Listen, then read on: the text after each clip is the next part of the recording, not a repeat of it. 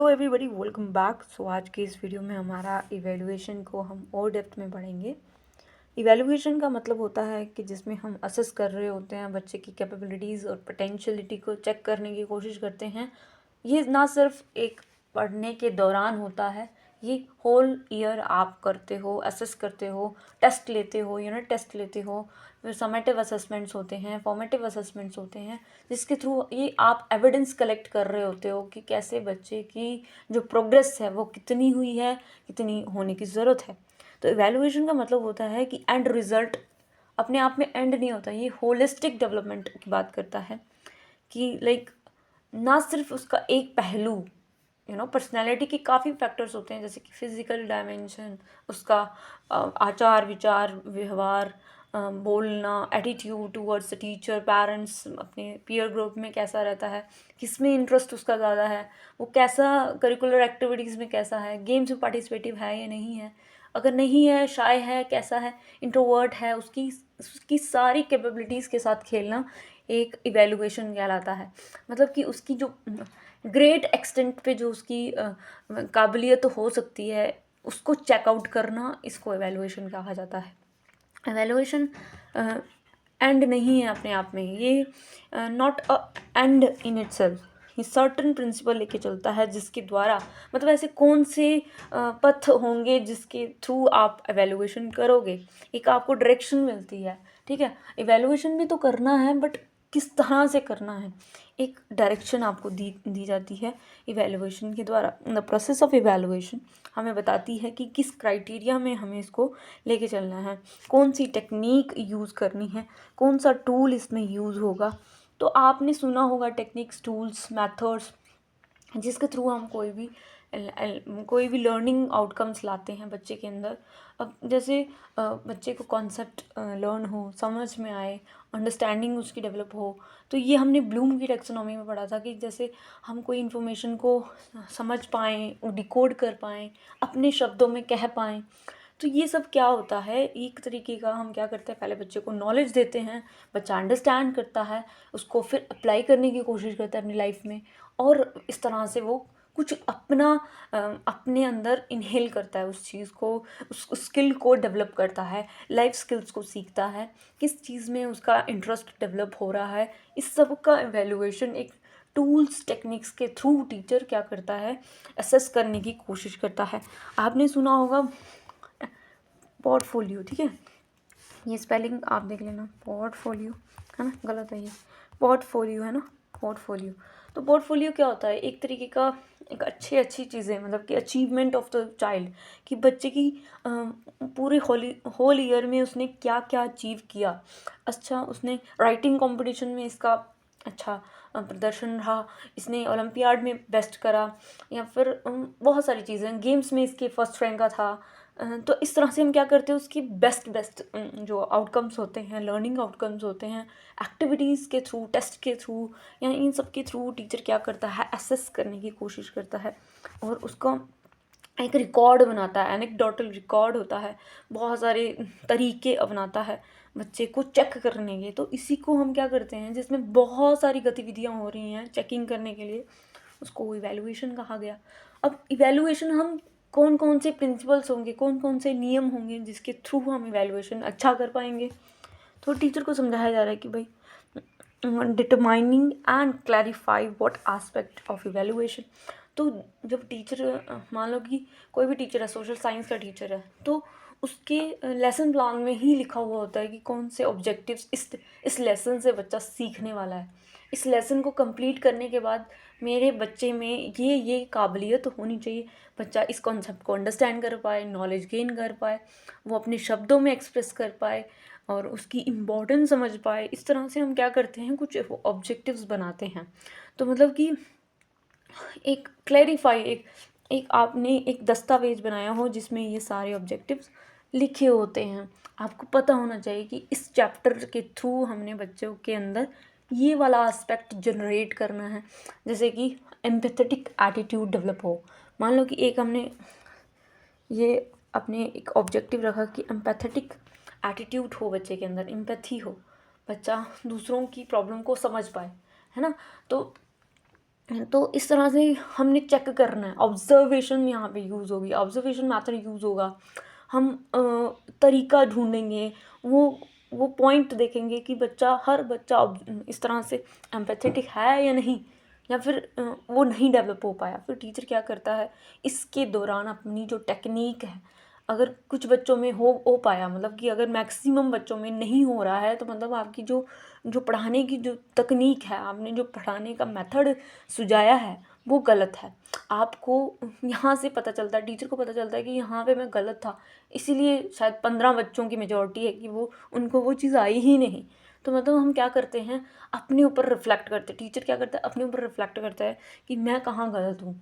तो सबसे पहला यही पॉइंट होता है कि हम कौन सा एस्पेक्ट बच्चे का चेक करने जा रहे हैं, उससे रिलेटेड हमारे ऑब्जेक्टिव्स होने चाहिए, एक क्लियर होना चाहिए हमारे दिमाग के अंदर। अब जो हमने मतलब मान लो कि एप्रोप्रिएट होना चाहिए, एप्रोप्रिएट टेक्निक होनी चाहिए।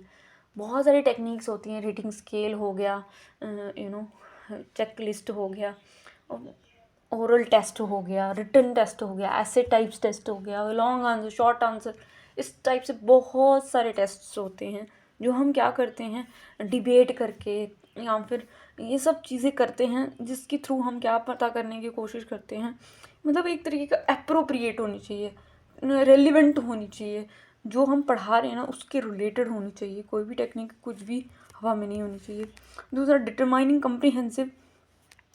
कम्प्रीहेंसिव का मतलब होता है जिसमें करिकुलर और नॉन करिकुलर एक्टिविटीज़ दोनों ही आती हैं, जिसमें हमारे सब्जेक्ट एकेडमिक एबिलिटीज़, बच्चा कौन से सब्जेक्ट में बहुत ही टैलेंटेड है या फिर बहुत ही वीक है, हम वीकनेस स्ट्रेंथ्स पता करते हैं। और साथ ही साथ हम क्या करते हैं, नॉन स्कॉलिस्टिक, मतलब कि जिसमें हम क्या करते हैं, बच्चे की व्यवहार से लेकर उसके इंटरेस्ट, उसका लिटरेचर में इंटरेस्ट, उसका खेल में इंटरेस्ट, उसका हर एक पार्ट में उसका इंटरेस्ट, मतलब उसकी होलिस्टिक डेवलपमेंट हम देखते हैं। जो भी अदर पार्ट्स होते हैं वो नॉन मतलब को स्कॉलिस्टिक्स में आते हैं। तो कम्प्रीहेंसिव होता है कि बड़ा पैमाना, मतलब कि एक उसमें सब कुछ इन्वॉल्व हो जाएगा, ना सिर्फ आपकी सिर्फ पढ़ाई मेंटल लेवल ही इंक्लूड होगा, बल्कि आपका नॉन कॉग्निटिव, मतलब कि जिसमें आपका दिमाग कम लग रहा है और आपका फिजिकल, मेंटल, आपका सोशल बिहेवियर, पर्सनालिटी, ये सब आपकी इसमें लग रही है।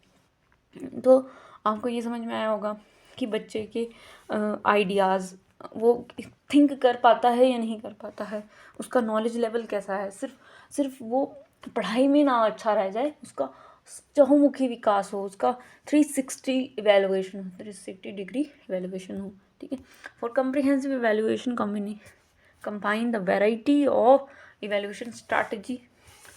अब टीचर को ना एक ही स्ट्रैटेजी पे नहीं निर्भर रहना चाहिए, सूटेबल टेक्निक्स को अपनाना चाहिए। हम वैरायटी ऑफ टेक्निक्स पढ़ेंगे आगे, कौन कौन से तरीके होते हैं जिसके थ्रू हम क्या करते हैं, बच्चे को इवैल्यूएट करने की कोशिश करते हैं। उस इवैल्यूएशन से हम क्या करते हैं, बहुत सारे एविडेंसेस जो होते हैं वो कलेक्ट करने की कोशिश करते हैं। हम सोचते हैं कि बच्चे के अंदर और हम कितना अचीवमेंट, कितने ग्रेट एक्सटेंट तक बच्चा उसको अचीव कर पाए, उससे हम बहुत सारी इन्फॉर्मेशन गैदर करते हैं। टीचर एक जर्नल बनाता है, उसमें सारा लिखा हुआ होता है कि इस बच्चे में ये परिवर्तन आया, इस बच्चे में ये परिवर्तन नहीं आया। तो हम क्या करते हैं, उसको फिर रिमेडी देते हैं। टीचर अपने ही कामों पे रिफ्लेक्ट करता है, अपने ही टेक्निक्स, टीचिंग स्ट्रैटेजीज़ जो अपना रहा होता है, मेथड अपना रहा होता है, एड्स अपना रहा होता है, उसमें चेंजेस लाता है। बच्चे में चेंजेस नहीं लाने की ज़रूरत होती है, बच्चे को जलीलियत करने की ज़रूरत नहीं होती है, टीचर को खुद ही समझना है। Treat evaluation as a mean. अब इवेल्युएशन जो होता है वो एक तरीके का एंड रिज़ल्ट नहीं होता है, मतलब कि आपने इवेलुएट कर दिया और बच्चे को डिक्लेयर कर दिया ये तो नहीं पढ़ सकता, या फिर ये तो टॉप करेगा ही करेगा। होता है ना, टीचर्स कुछ होते हैं, टीचर्स बोल देते हैं अरे ये कैसे हो गया, तुम तो फेल हो ही नहीं सकते, है ना। इस तरह से क्वेश्चन मार्क उठा देता है, तो बच्चे को भी ऐसा फील होता है, यार ऐसा होता है क्या, मतलब इस तरह से टीचर डिक्लेयर नहीं कर सकता है। इवैल्यूएशन एक प्रक्रिया है, टाइमली सारे फैक्टर्स रिस्पॉन्सिबल होते हैं आपके लर्निंग्स के, ठीक है। लर्निंग आउटकम्स आया नहीं आया, ये आपका टाइम टू टाइम चेंज होता है, आपको इसको समझना होगा। ऐसा नहीं है कि आपने डिक्लेयर कर दिया it is it is right, आप इंटेलिजेंट हो तो हो, आप नालायक हो तो हो। तो मतलब एक पर्टिकुलर टाइम में टीचर ने इवेलुएट करके ये डिसीजन लिया, ठीक है, आपका एंड रिजल्ट आया, क्या पता आप इम्प्रूव हो कर सकते हो नेक्स्ट ईयर, है ना। तो एंड रिजल्ट नहीं होता अपने आप में, ये बताने की कोशिश कर रहा है कि कलेक्टिंग डाटा पर्टिकुलर टाइम में टीचर इवेलुएट करता है, फिर अपने आप पर रिफ्लेक्ट करता है, फिर अपडेट होता है, फिर उसके साथ और बहुत सारी टेक्निक्स का यूज़ करता है, क्या पता उस बच्चे में भी चेंजेस आना शुरू हो जाए। तो ऐसा एंड नहीं होता अपने आप में, ठीक है। ये हो गया, बहुत सारे ये हमारे प्रिंसिपल्स थे जिसके थ्रू हमने क्या करना है, बच्चे की इवैल्यूएशन प्रोसेस को इनकलकेट करना है। फंक्शंस काम क्या होते हैं, अब इवैल्यूएशन जो होती है उससे क्या क्या हम करते हैं, मतलब काम क्या होता है इसका, ये सब चीज़ें हम डाल सकते हैं अपने पॉइंट्स के अंदर, जो कि हमारे पॉइंट्स को एक इवैल्यूएट करेंगे। इवैल्यूएट करना, बच्चे को इवैल्यूएशन करना, उससे हमें क्या फ़ायदे होने वाले हैं, इस काम से हमारे क्या फ़ायदे होंगे। सबसे पहले तो हम काम करेंगे तो क्या हमें फ़ायदा होगा, तो डायग्नोसिस में हम क्या करते हैं, जैसे कोई डॉक्टर होता है, ठीक है, अब पहले ही वो दवाई रिकमेंड नहीं करेगा, पहले आपको डायग्नोस करेगा कि कितना फीवर है, क्या हो गया है ना, चेकिंग करेगा आपकी, फिर जाके उसके हिसाब से आपको दवाई देता है, वो पहले ही आपको दवाई नहीं दे देता, ठीक है। तो हमें क्या करना है, बच्चे की वीकनेसेस को पता करना है। बच्चा अगर उसके अंदर कुछ स्ट्रेंथ्स हैं उसको भी फाइंड आउट करना है, और कुछ उसकी वीकनेसेस हो सकती हैं, उसके पढ़ने में वीकनेस हो सकती है, उसको समझने में, उसको लिखने में, उसको कोई भी टाइप की प्रॉब्लम हो सकती है, ठीक है। तो हमें क्या करना है, उसको सबसे पहले तो डायग्नोस करना है, सबसे पहले तो आइडेंटिफाई करना है the problems in the child, उसकी वीकनेस को पता करना है और उसकी स्ट्रेंथ्स को पता करना है कि वो कितनी स्पीड से लर्न कर लेता है, कितनी स्पीड से वो लिख पाता है, कितनी स्पीड से वो समझ लेता है कोई चीज़ को। हमें उसकी स्पीड देखनी है, उसका तरीका, स्टाइल ऑफ लर्निंग देखना है, उसका इंटरेस्ट देखना है। हमें उसको जज नहीं कर लेना पहले ही कि भाई तुझे तो आता ही नहीं है ना। तो ये सब इसीलिए करवाया जा रहा है ताकि एक टीचर को समझ में आएगी। हमें ऐसे बच्चा ना अपनी सेल्फ रिस्पेक्ट से ले लेता है इसको, तो हमें उसकी वीकनेस इस तरह से पता करनी है कि उससे भी पता ना चले कि टीचर को पता चल गया, ठीक है। तो पिन पॉइंट एरियाज़ हम चेक करेंगे, फिर हम उसके हिसाब से रेमेडी तैयार करेंगे। अब बच्चे में हमने देख लिया कि बच्चे की रीडिंग स्पीड थोड़ी ऐसी ही है, उसकी पंचुएशन नहीं समझ में आ रही, तो हम उसको कुछ आइडियाज़ देंगे, हम उसको तरीका अपनाएंगे, कोई तरीका अपनाएंगे हम और रेमेडी देंगे उसको। मॉडिफिकेशन, हम जैसे बहुत सारे टाइम क्या होता है, टीचर पढ़ा रहा होता है, बच्चे को समझ में भी आ रहा होता है, बच्चे पर लिख नहीं पाते, बच्चे आंसर अगर बोल दो उनको कि इसमें इसके बारे में लिखो तो बच्चे लिख ही नहीं पा रहे।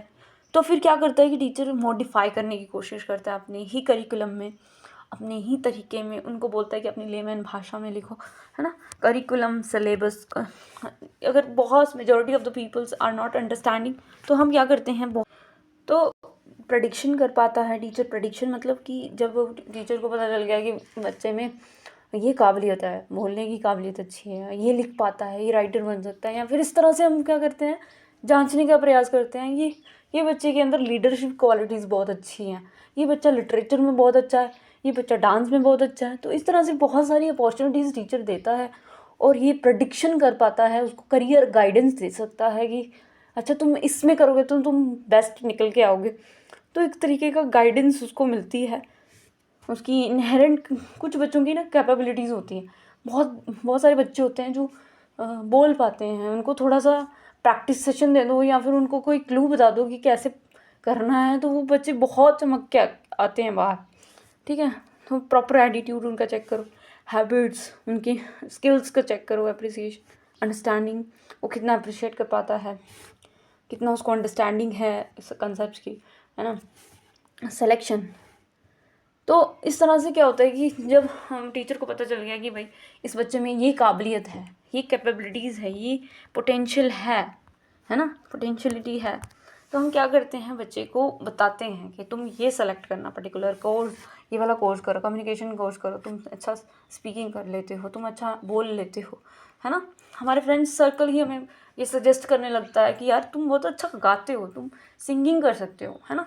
तो बहुत सारी कैपेबिलिटीज़ बच्चे के अंदर होती हैं, वो जांच नहीं पाता है। क्यों? क्योंकि उसको अपॉर्चुनिटीज़ ही नहीं मिलती, वैसा माहौल ही नहीं मिलता, वैसा स्कूल ही नहीं मिलता, जिसकी वजह से वो कर नहीं पाता। मोटिवेशन बच्चे को मिलती है।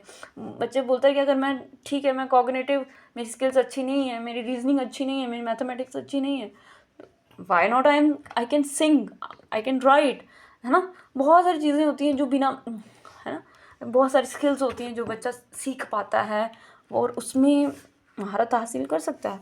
तो टीचिंग, अब देखो, ना सिर्फ बच्चे को ही हम करियर काउंसलिंग देते हैं, बल्कि हम ये भी कोशिश करते हैं कि हम अपने आप को कैसे इम्प्रूव करें। एज अ टीचर हमें अपने इंस्ट्रक्शंस में कैसे बदलाव लाने हैं, हमें साथ ही साथ हम हमारी भाषा ही स्किल्स कैसी हैं, हम कैसे बातचीत कर पा रहे हैं, हर बच्चे को सुनाई दे रहा है। मेथड्स कुछ बच्चों को एप्लीकेबल होता है, कुछ बच्चों को नहीं आता है समझ, कुछ बच्चे बोर फील कर रहे होते हैं, कुछ बच्चे इंटरेस्ट फील कर रहे होते हैं क्योंकि उनके आस्पेक्ट्स में हो रहा है। तो टीचर बदल बदल के क्या करेगा, मैथड्स को यूज़ करेगा, टेक्निक को यूज़ करेगा, सो दैट कि उसके बच्चे, हर एक बच्चे में चेंजेस आएँ। और वो अपने इस तरह से इवैल्यूएशन करेगा तो उसको बहुत सारी चीज़ें पता चलेंगी अपने बारे में भी, कि उसकी क्या काबिलियत है, टीचर की काबिलियत क्या है ना। Assertion certain as certain how far could learning objective be achieved, कि क्या ऑब्जेक्टिव्स जो उसने डिसाइड किए थे लेसन प्लानिंग में, क्या वो कितने हद तक वो अचीव हुए हैं या नहीं हुए हैं, उसमें कितना बदलाव करने की ज़रूरत है, अपने ऑब्जेक्टिव्स में चेंज करने की ज़रूरत है, या फिर जो डिसाइड किए थे क्या वो सही थे। टीचर अपने आप को सुधारता है इसमें, बहुत सारे एविडेंसेस के थ्रू टीचर अपने आप को एवेलुएट करता है, उसको क्लैरिटी मिलती है, उसके थॉट्स में क्लैरिटी होती है कि मैं और इसमें कैसे अपना एडिशन कर सकता हूँ, अपने इंटरेस्ट बच्चे का बढ़े, हम कैसे इसको और इंटरेक्टिव बना सकते हैं, इंगेजिंग बना सकते हैं क्लासरूम को। एक टीचर की इफ़ेक्टिवनेस भी यहाँ से निकल के आती है, टीचर का पेडागोजी स्किल यहाँ पे निकल के आता है कि वो कौन से टैक्टिक्स यूज़ करता है चुप करवाने के लिए। बहुत सारे बच्चे हैं आपकी बात सुन ही नहीं रहे हैं, तो आप कौन सा टेक्टिक यूज़ करोगे, है ना, उनको अट्रैक्ट करने के लिए। आपकी भाषा कैसी है, आप उनके इंटरेस्ट की बात कर रहे हो, बच्चे आपको क्यों सुने, है ना। ये सारी चीज़ें आपको होती हैं जिसमें टीचर अपने आप को लगातार अपने आप को भी इम्प्रूव कर रहा होता है।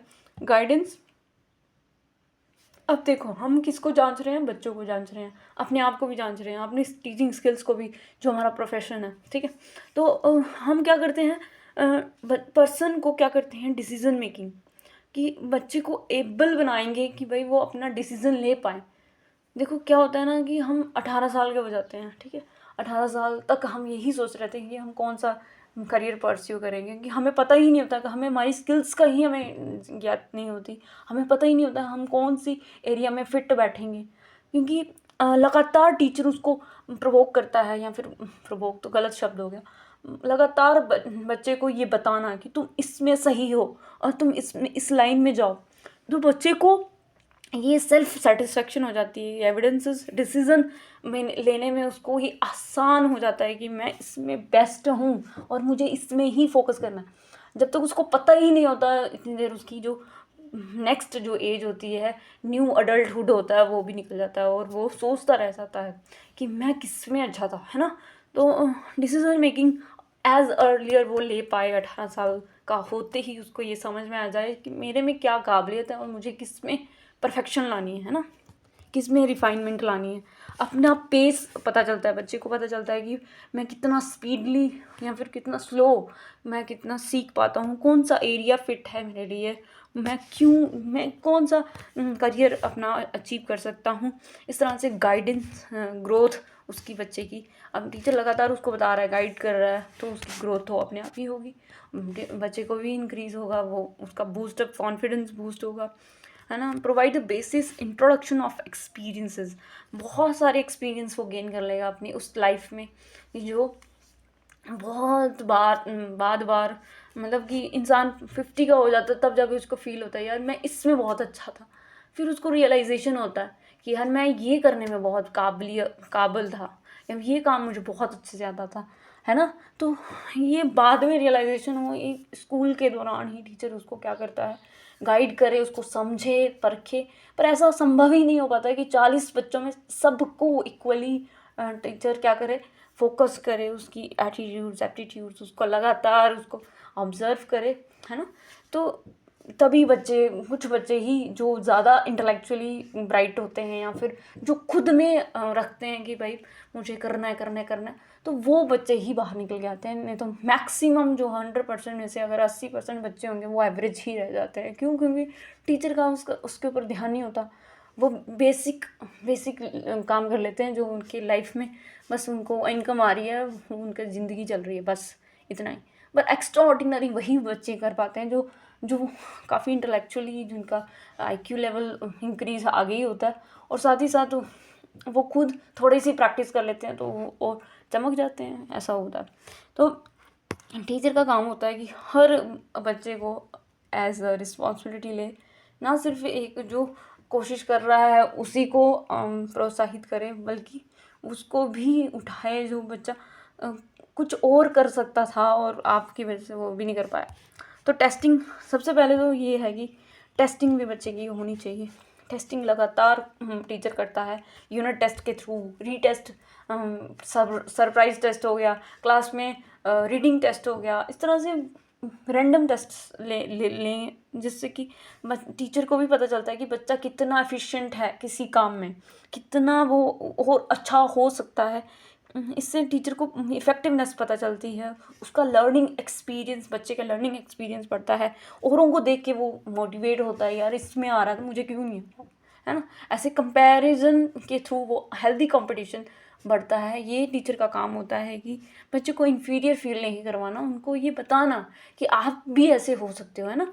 ऐसे क्योंकि क्या होता है ना कि मोटिवेशन बहुत ज़्यादा नेगेटिव भी हो सकती है और पॉजिटिव भी हो सकती है, ठीक है। तो यहीं से टीचर का काम होता है कि कितना कॉन्शियसली वो उस चीज़ को बोल रहा है। Learning experiences and effectiveness of instruction, आप कितना इफ़ेक्टिव आपका इंस्ट्रक्शन है, आपने जो प्लानिंग की है क्या वो इफ़ेक्टिव है, क्या सच में बच्चों को आया, चेंजेस बच्चे के अंदर आए या फिर उनको समझ में आया, है ना। ये सारी चीज़ें हैं आपकी। क्राइटेरिया टेस्ट होता है, कम्प्रीहेंसिव क्राइटेरिया टेस्ट, कि आपका एक क्राइटेरिया होना चाहिए। अच्छा, इतना क्राइटेरिया है पासिंग मार्क्स का 90%। तो अगर 90 में मतलब इतना कट ऑफ जा रही है, अगर इतने लोग पास कर गए तो मतलब कि वो एक तरीके का क्या होता है, ये आपको टेस्ट के थ्रू पता लगता है कि आप कितने काबिल हो, है ना, आप एबल भी हो उस काम के लिए या नहीं। इस तरह से आपका क्राइटेरिया टेस्ट लिया जाता है कि इस इतने क्राइटेरिया में आप पास हो। 33 मार्क्स 35 मार्क्स आपके अगर 100 में से आ रहे हैं तो आप पास हो। अगर 30 में से अगर आपका एग्ज़ाम हुआ, अगर आपका 11 मार्क्स है तो आप फेल हो, अगर 12 मार्क्स है तो आप क्या हो, पास हो। तो ये क्राइटेरिया है कि आप क्राइटेरिया को टच कर पाए नहीं। इससे क्या होता है कि कुछ बच्चे मोटिवेट भी हो जाते हैं, यार मैं काबिल हूँ, और कुछ बच्चे इन्फीरियर फील करते हैं कि यार मेरा तो बस बाउंड्री पे ही आ रहा है। तो इस तरह से क्या होता है कि बच्चे कुछ नेगेटिव हो जाते हैं, कुछ पॉजिटिव तरफ मुड़ जाते हैं। तो क्राइटेरिया एक हद तक सिर्फ एक पैमाना होता है, स्टैंडर्ड होता है, सेट ऑफ स्टैंडर्ड्स होता है जिसके थ्रू हम हमें लगता है कि भाई हम कितने पानी में हैं। पर इसी को अपनी लाइफ नहीं बना लेना चाहिए। ये लर्निंग्स होती हैं, ये टीचर को साथ में एक वार्निंग देनी चाहिए कि भाई नंबर ही सब कुछ नहीं होता। बट कहीं ना कहीं नंबर भी तो ये हमें बताते हैं ना कि हम कितने काबिल हैं, हम कितना और पोटेंशियल कर सकते थे, या फिर हम इग्नोरेंस भी तो नहीं कर सकते ना। हम ये तो चेक नहीं कर सकते ना कि हमें आता ही नहीं है ना। ग्रेडिंग मतलब ग्रेड दे, जब हम हमारे जो एग्ज़ाम होते हैं, सबमिटिव एग्ज़ाम होते हैं जो एनुअल टर्म पे होते हैं, तो उसमें हमारी ग्रेडिंग दी जाती है, A++, A+, B++, इस तरह से होती है, ग्रेडिंग होती है, जिसके थ्रू हमें पता चलता है कि हम कितने काबिल हैं। ग्रेडिंग सिस्टम जो होता है बच्चों को दिया जाता है, रैंक दिया जाता है, फर्स्ट सेकेंड थर्ड, इस तरह से बच्चे को वहाँ से भी मोटिवेशन मिलती है, यार मैं भी फर्स्ट आ सकता हूँ या नहीं आ सकता हूँ। और जो नहीं आए हैं तो उनको टेंशन लेने की ज़रूरत नहीं होती है, बड़े होके समझ में आता है ये। उस समय समझ में नहीं आता है, जब बच्चे होते हैं ना, बच्चों को ये समझ में नहीं आता है कि यार कोई बात नहीं अगर नहीं आया बट ये होता है कि एक तरीके का बच्चे जो फर्स्ट सेकंड थर्ड ही आ रहे हैं हमेशा वही आते हैं, तो जो पीछे वाले हैं वो तो यही फील करते हैं कि हम तो इन्फीरियर ही हैं, या फिर ऐसे अपने आप को जज कर लेते हैं। तो ये भी होता है टीचर को कि सबको मौका दे, सबको, सब हर चीज़ में परफेक्शन ला सकते हैं, ठीक है। कोई सिंगिंग में फर्स्ट रैंक हो सकता है, कोई पढ़ाई करने वाला फर्स्ट रैंक हो सकता है। पहले क्या होता था कि जो एजुकेशन, जो एकेडमिक में अच्छा है वही हर चीज़ में अच्छा है, वही इंटेलिजेंस है। इंटेलिजेंस आपने हॉवर्ड गार्डनर की थ्योरी पढ़ी होगी जिसमें हर एक पैमाने को इंटेलिजेंस कहा गया है, 8 प्रकार की जो इंटेलिजेंस होती है। तो यहाँ हम जज नहीं कर सकते ग्रेडिंग सिस्टम एक छोटा पैमाना होता है, बिल्कुल लोअर लेवल होता है, जो आजकल नहीं इसको इन्वॉल्व किया गया है। फीडबैक, इसमें टीचर को भी फीडबैक मिलता है, बच्चे को भी फीडबैक मिलता है, उसको पता चलता है कि मैं कितना इंटेलिजेंट हूँ, कितना मैं कहाँ पे मुझे फोकस करना है, कौन सा एरिया है जो मेरे लिए परफेक्ट है। हमें किसी के अकॉर्डिंग नहीं चलना होता है, हमें कंपटीशन करना है, कंपैरिजन करना है, पर हेल्दी करना है। स्कोप इम्पॉर्टेंस, मतलब कि इसकी क्या इंपॉर्टेंस है, रेलिवेंस क्या है, इसकी क्यों ज़रूरत है इवैल्यूएशन की, क्यों हमें टेस्ट लेने की ज़रूरत है, क्यों टेस्ट होते हैं, क्यों एग्ज़ाम्स लिए जाते हैं टीचर्स के द्वारा, क्यों हमें बहुत सारे मौके होते हैं हमारे पास जो जिससे हम अपने आप को इवेलुएट करने की कोशिश करते हैं, चेक करने की कोशिश करते हैं, तो मेजरमेंट करते हैं हमारे, क्योंकि हम पढ़ने ही से जाते हैं, क्योंकि हम बहुत ही ज़्यादा अनजान होते हैं बहुत सारी एक्टिविटीज़ से। तो स्कूल ऐसा माध्यम होता है जिसके द्वारा हम अपने अपने फियर से लड़ते हैं, वीकनेसेस से लड़ते हैं, स्ट्रेंथ्स को काबिल बनते हैं, और फिर सोसाइटी में हमें छोड़ा जाता है। तो इस तरह से जो होती है इवैल्यूएशन एक अच्छी प्रक्रिया है। इवैल्यूएशन के द्वारा हम क्या करते हैं, अपनी एजुकेशनल अचीवमेंट्स, मतलब कि हम एजुकेशन में कैसे हैं इससे हमें पता चलता है, हमें ओवरऑल हमारी डेवलपमेंट होती है, ये तो हमें पता ही है। हमारी इंटेलिजेंस, हम कितने इंटेलिजेंस हैं, किस में इंटेलिजेंट है, इंटरेस्ट एरिया हमें पता चलता है, हमारा इंटरेस्ट किस में है। बहुत सारी एक्टिविटीज़ होती है जिसके थ्रू हमें पता चलता है कि यार हम बहुत अच्छा गाते हैं, हम बहुत अच्छा पेंटिंग कर लेते हैं, यार हमें आर्ट वर्क बहुत पसंद है। तो बहुत सारी एक्टिविटीज़ के थ्रू हमें ये पता लगता है कि हमारे इंटरेस्ट एरिया कौन से हैं, एप्टीट्यूड्स कौन से हैं, पर्सनैलिटी हमारी किस टाइप की पर्सनैलिटी है। क्या हम शाय इंट्रोवर्ट काइंड ऑफ पर्सन हैं, हम लिखने में ज़्यादा रुचिकर हैं, या फिर बोलने में ज़्यादा एक्सप्रेसिव हैं। तो हर बच्चे को मौका मिले तो वो बच्चा निखर के आता ही है ना। आज बहुत बड़े बड़े स्पीकर्स होंगे तो वो कहीं ना कहीं स्कूल का जो इफ़ेक्ट होता है वो बाद में भी होता है, ऐसा नहीं होता है। जो हम भाषा सीखे होते हैं, जो जैसा हमारे साथ व्यवहार किया गया होता है, हम फ्यूचर में भी वैसे होते हैं। बहुत सारे क्रिमिनल्स होते हैं, वो भी कहीं ना कहीं स्कूल से कुछ ऐसा उन्होंने रीइंफोर्समेंट या फिर उनको नेगेटिविटी मिली होगी जो कि बाद में वो निकल के आती है। आज अगर सोसाइटी में गलत चीज़ें होती हैं तो वो स्कूल का ही कहीं ना कहीं इफेक्ट होता है। तो हमें बहुत सारे सेट ऑफ स्टैंडर्ड्स होते हैं, अचीवमेंट्स होती हैं जिसके थ्रू बच्चे को पता चलता है।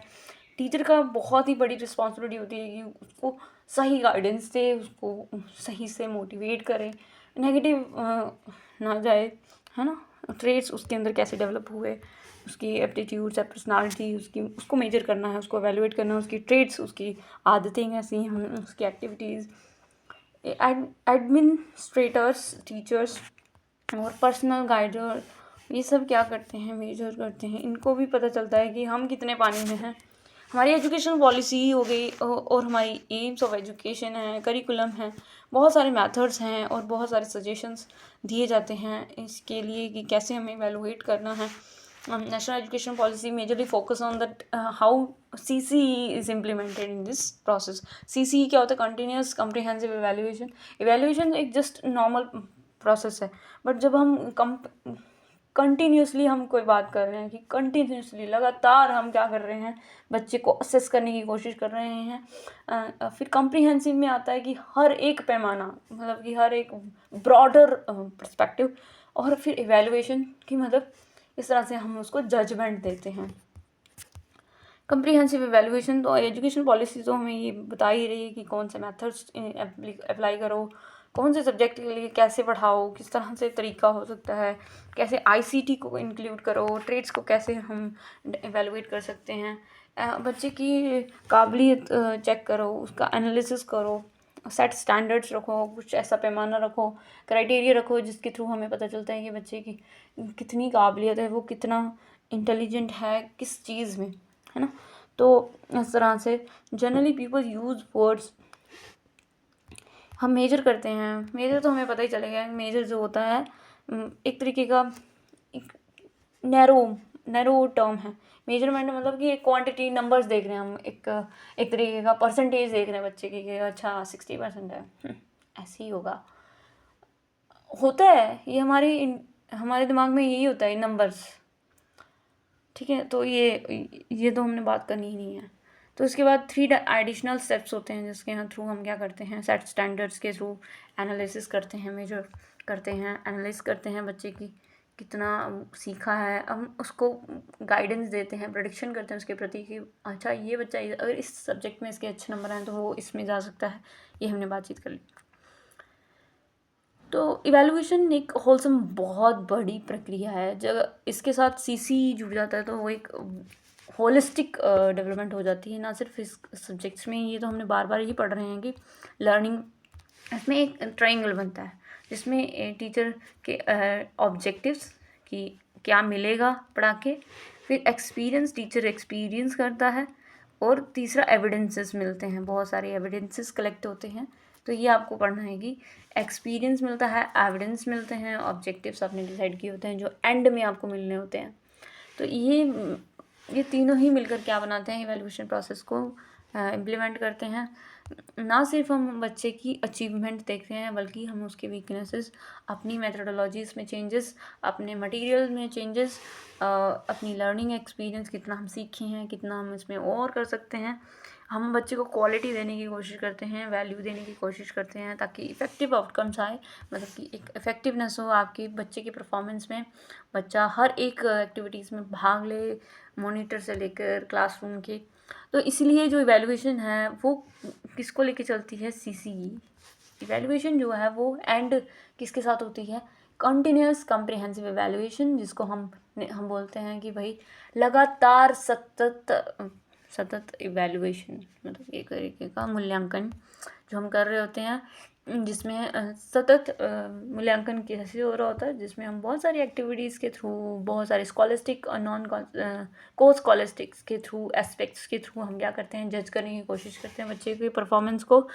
और ये जो जज करने की प्रक्रिया है वो वैलिड होनी चाहिए, रिलेटेबल होनी चाहिए, रिलायबल होनी चाहिए, ताकि सच में बच्चे में चेंजेस आ रहे हैं या नहीं आ रहे हैं। ये हम देखेंगे कि कौन कौन से एक्टिविटी हैं और कौन कौन से तरीके हैं, है ना, जिसके थ्रू हम इवैल्यूएट करते हैं। तो इवैल्यूएशन ये होता है कि हम जो ऑब्जेक्टिव्स हैं वो अच्छे से फॉर्मुलेट करें। देखो हमने डायग्नोस किया कि बच्चे में ये प्रॉब्लम है, तो हमने उसके रिलेटेड हमने क्या बनाए, ऑब्जेक्टिव्स बनाए। वो उसके प्रॉब्लम से रिलेटेड होने चाहिए। वीकनेसेस को चेक करने के लिए बहुत सारे, है ना, बच्चे के बिहेवियर में चेंजेस आए, कितना चेंजेस आ सकता है ना, अपने ऑब्जेक्टिव्स को कितना इम्प्रूव करने की ज़रूरत है, आपका जो आपने ऑब्जेक्टिव्स बनाए हैं वो वैलिड तो हैं या नहीं है, क्या उनकी कॉग्निशन, उनके दिमाग एज के हिसाब से हैं या नहीं, या फिर कुछ भी आप बनाए जा रहे हो। बच्चे का नॉलेज चेक करें, बच्चे को कितना समझ में आया, आपने जो लेसन पढ़ाया उसमें कितना पॉइंट्स हैं जो बच्चे को पता है। तो इसीलिए लास्ट में होम असाइनमेंट या फिर रिकैपिचुलाइजेशन होती है, आपने सुना होगा, समझा होगा, जिसमें हम क्या करते हैं, क्लोजर होता है आरसीएम में, जिसमें हम क्या करते हैं, चैप्टर को क्लोज करते हैं, मतलब कि उसमें हम चेक करने की कोशिश करते हैं, होम असाइनमेंट पूछते हैं, रिकैप करने की कोशिश करवाते हैं बच्चे को कि बच्चे को कितना नॉलेज हुई है, इन्फॉर्मेशन कितना उसने गैदर की है। अब उसके रिलेटेड बच्चा क्या करता है कि उसको कितनी स्किल्ड हो उसमें आया, कितना उसको दिमाग में बैठी हुई चीज़, एटीट्यूड में चेंजेस आए हैं नहीं है, उस चीज़ से उसने सच में कुछ सीखा, एटीट्यूड में परिवर्तन हुआ, personal social adaptability, interest, work habits. Tripolar, ये हमने अभी बात की थी। ट्राईपोलर 3 पहलू होते हैं, 3 एलिमेंट्स होते हैं, जिसमें हमने एजुकेशन के ऑब्जेक्टिव्स होते हैं, दूसरा हमने लर्निंग एक्सपीरियंस, हमने क्या सीखा ये होता है, और एक होता है हमारा इवैल्यूएशन। तो ये 3 पहलू होते हैं जो कि इस प्रोसेस में चलते हैं। इस प्रोसेस में हमें अपने ऑब्जेक्टिव्स बनाने होते हैं, हमने ऑब्जेक्टिव से बिहेवियरल आउटकम्स लाने होते हैं। अब हमारे जो लर्निंग एक्सपीरियंस उसके हिसाब से हम क्या करते हैं, ऑब्जेक्टिव्स डिसाइड करते हैं, इंटरप्रेट करते हैं, समझने की कोशिश करते हैं कि क्यों बच्चे में क्यों बदलाव नहीं आया, इंटरप्रेट अंडरस्टैंड करते हैं, एनालिसिस करते हैं, मूल्यांकन करते हैं, एविडेंस कलेक्ट करते हैं, पूरा सारी हम क्या करते हैं, कंटिन्यूसली हम दौड़ भाग करते हैं एक तरीके का। तो इससे कुछ, अगर आपकी वजह से किसी बच्चे में कुछ गाइडेंस या फिर उसको कुछ मिला तो वो हमेशा याद रखता है। ये बात भी आपकी गांठ बांध लेना कि अगर आपकी वजह से किसी बच्चे को मोटिवेशन आई है, या फिर आपकी वजह से कोई बच्चा लेखक बन गया या फिर कुछ भी बन गया, तो वो आपको हमेशा याद रखता है। सेल्फ सेटिस्फेक्शन कहते हैं टीचर की, कि वो उसका पढ़ाया हुआ सफल हुआ। अगर बच्चे को कुछ भी चेंजेस नहीं आ रहे हैं तो आप समझ लो कि आपको बदलाव की ज़रूरत है, आपको अपने परिवर्तन की ज़रूरत है। आपको एक्सपीरियंस तो है, बट आपको साथ साथ आपकी पेडागोजीज में चेंजेस करने की आवश्यकता है।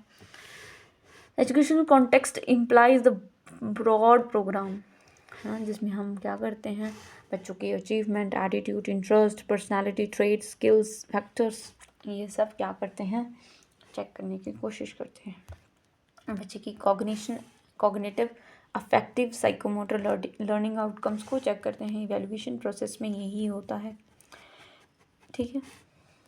जजमेंट देते हैं बच्चे को, और फिर यही सब हमने बार बार पढ़ा।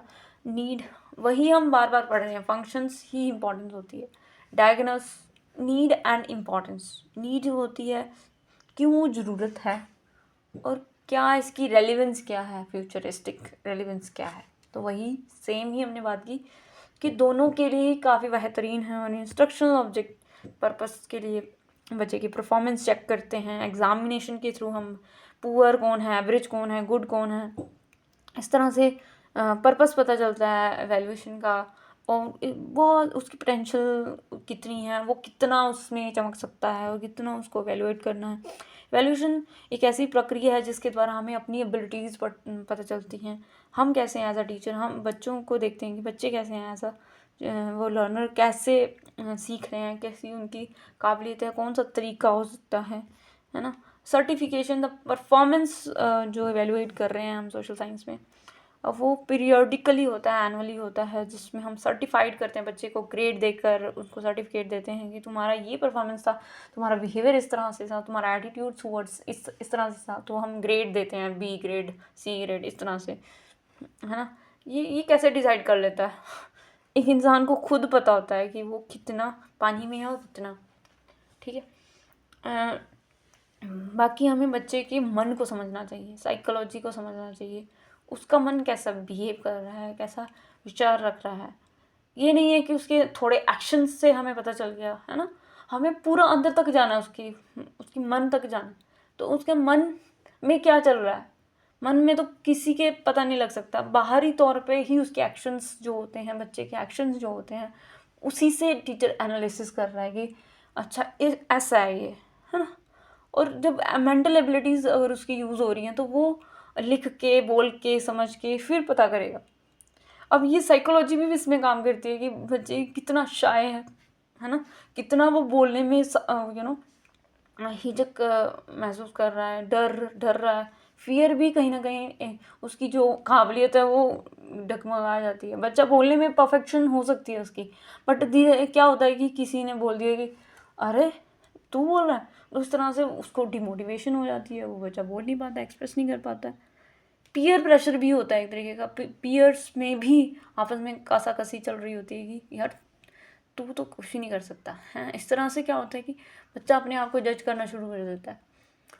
तो इसलिए हमें क्या करना है, कंड्यूसिव इन्वायरमेंट जैसे बोला जाता है कि भाई इवैल्यूएशन के थ्रू हम क्वालिटी के साथ साथ क्वांटिटी को भी चेक करते हैं। मेजरली हमें क्वालिटी को चेक करना होता है, बच्चे में क्या काबिलियत है, वैल्यू जज करते हैं, उसकी परफॉर्मेंस अचीवमेंट्स देखते हैं। यही है इसका सार। बाकी हमारा जो नेक्स्ट टॉपिक रहेगा जिसको हम बोलते हैं टाइप्स ऑफ इवैल्यूएशन, मतलब कि प्रकार, कौन से तरीके हैं। अब हम यहाँ पे बात करेंगे टूल्स एंड टेक्निक्स। पहले तो इवैल्यूएशन के क्या टाइप्स हैं, मतलब कि प्रकार, किस तरीके से हम इवैल्यूएशन कर सकते हैं। तो इवैल्यूएशन हमने होलिस्टिक करनी है, मतलब कि पूरी PCSE मतलब physical, mental, social, emotional, affective domain, हर एक डोमेन को हमने क्या करना है, इवैल्यूएट करना है, जिसको हम क्या कहते हैं, CCE, कंटिन्यूसली, कम्प्रिहेंसिवली और इवैल्यूएट करते जा रहे हैं, मूल्यांकन कर रहे हैं, असेसमेंट कर रहे हैं। असेसमेंट मतलब कि जब लर्निंग हो रही है ना, उसके दौरान हम क्या कर रहे हैं, बच्चे को चेक करने की कोशिश कर रहे हैं। तो यहाँ पे बेसिकली हमें हमारे जो टॉपिक्स हैं वो फॉर्मेटिव है और समेटिव है। इसमें फॉर्मेटिव मतलब जो पढ़ने के दौरान, लेसन पढ़ाने के दौरान, जैसे यूनिट पढ़ाया जा रहा है, टीचर एक सब्जेक्ट में एक यूनिट पढ़ा रहा है, प्रिजुडाइसिस, ठीक है, या फिर कुछ भी आप लगा लो, यूनिटी इन डाइवर्सिटी पढ़ा रहा है।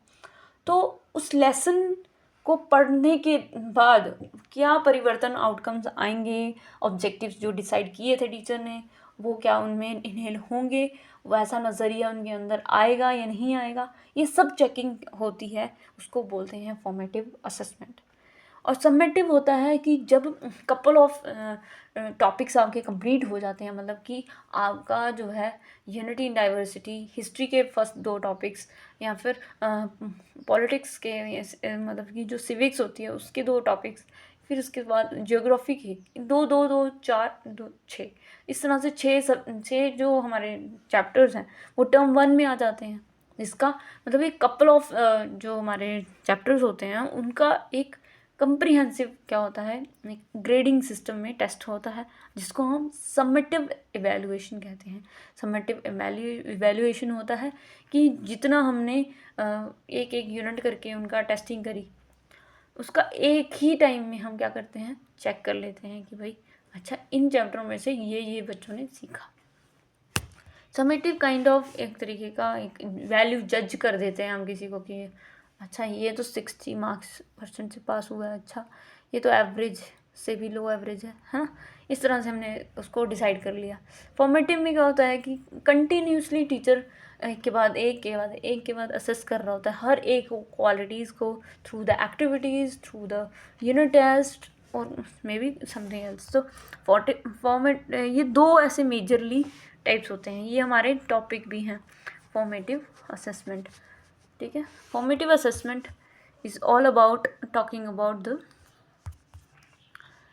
ये तो हमने देख लिया कि वैल्यूएशन किसे कहते हैं, मेथड्स यूज़ किए जाते हैं, फेल हो जाते हैं तो मेथड्स में हम बदलाव लाते हैं, हमें वैल्यूएट क्यों करना है, ताकि बच्चे की अचीवमेंट हो, उसकी पर्सनैलिटी बढ़े हुए, एफिशिएंसी टीचर की इंक्रीज़ हो, डायग्नोस कर पाएँ, इस तरह से गाइडेंस उसको दे पाएँ, और इस तरह से हमारे अब टाइप्स बहुत सारे होते हैं। टाइप्स मतलब कि इसके प्रकार, formative evaluation, summative assessment, process के दौरान मतलब कि जब हम पढ़ा रहे हैं उसके दौरान हम ले लेते हैं, जैसे कि चैप्टर जैसे ही एंड हुआ उसके नीचे जो कॉम्प्रिहेंशन टेक्स्ट होती है, जो क्वेश्चंस होते हैं वो हम बच्चे को बोलते हैं कि चलो अपना आंसर लिख के दिखाओ, है ना। जैसे हमने कॉम्प्रिहेंशन पढ़ा तो कॉम्प्रिहेंशन में जो क्वेश्चंस होते हैं ऑन द स्पॉट होते हैं ना क्वेश्चंस। प्रोडक्ट इवैल्यूएशन मतलब कि एंड रिजल्ट, अचीवमेंट इवैल्यूएशन, कोई चीज़ इवैल्यूएशन की मतलब कि मान लो कि बच्चे ने सिंगिंग कंपटीशन था उसमें बहुत अच्छा गाना गाया, तो हमें पता चलता है कि अच्छा वाओ, है ना।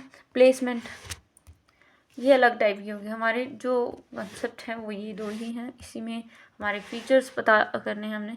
और फॉर्मेटिव को पढ़ लेते हैं। फॉर्मेटिव क्या होता है, जब हम इवैल्यूएट करते हैं कोई भी चीज़ को, है ना, तो process of making then evaluation is called, मतलब कि हम क्या कर रहे होते हैं कि प्रोसेस को इवैल्यूएट कर रहे होते हैं, एंड रिजल्ट नहीं दे रहे हैं। हम क्या कर रहे हैं, टीचिंग के दौरान हम क्या कर रहे हैं, बच्चे को असेस करने की कोशिश कर रहे हैं।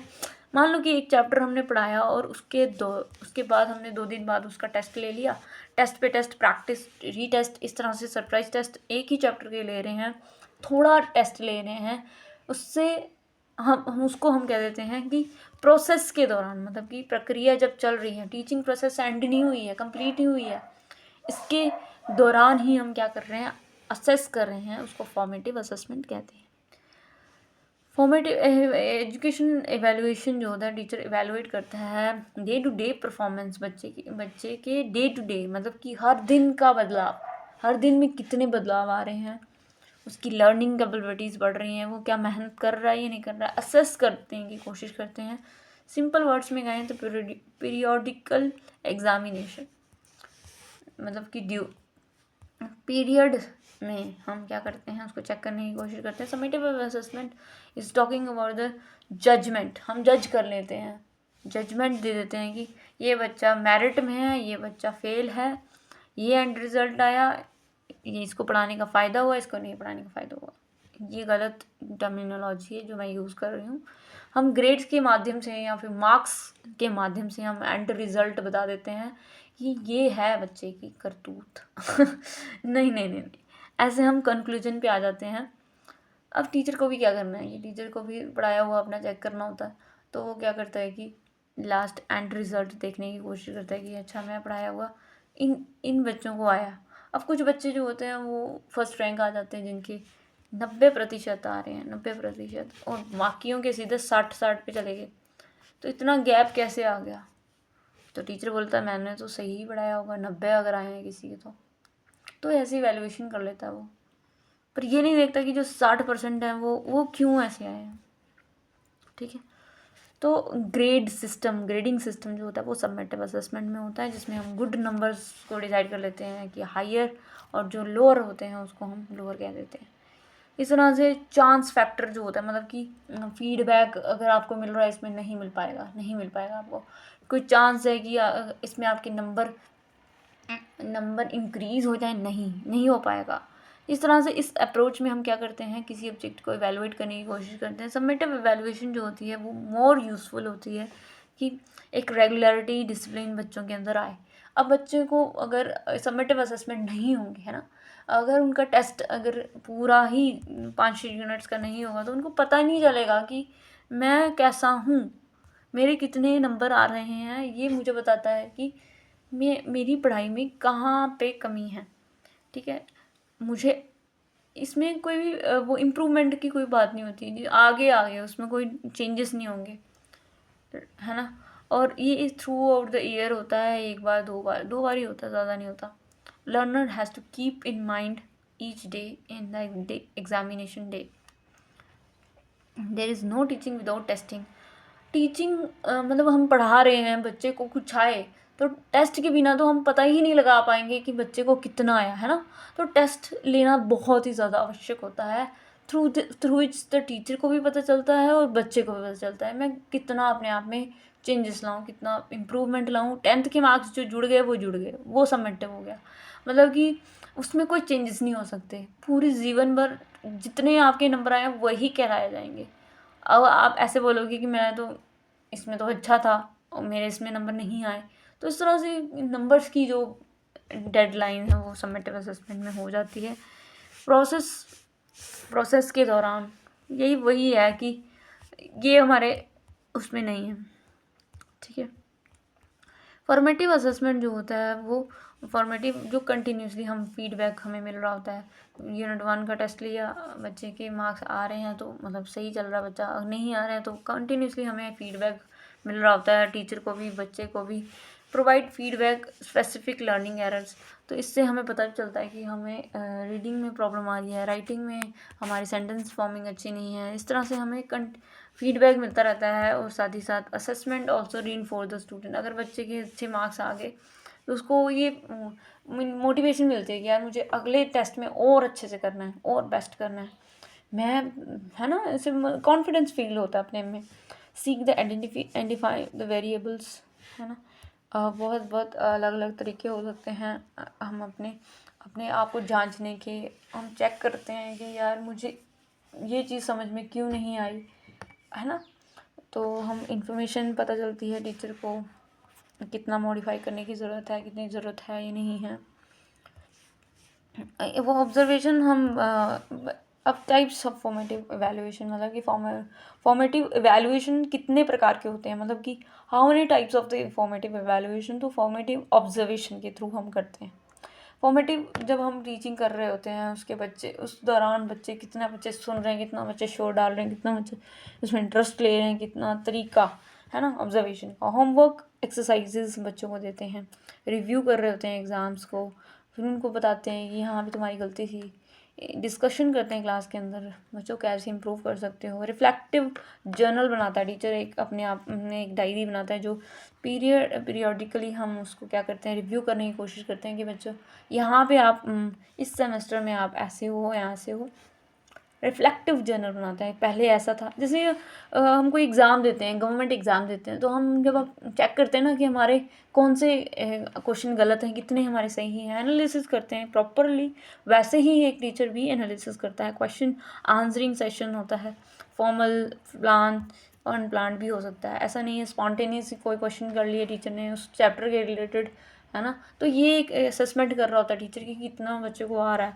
Conferences between the instructor and students, in class activities where student informally present their results. आवाज़ बहुत आ रही है। Student feedback collect. दोस्तों अभी बाद में बात करेंगे, अभी तक के लिए बस इतना ही, फिर बाय बाय, मिलते हैं।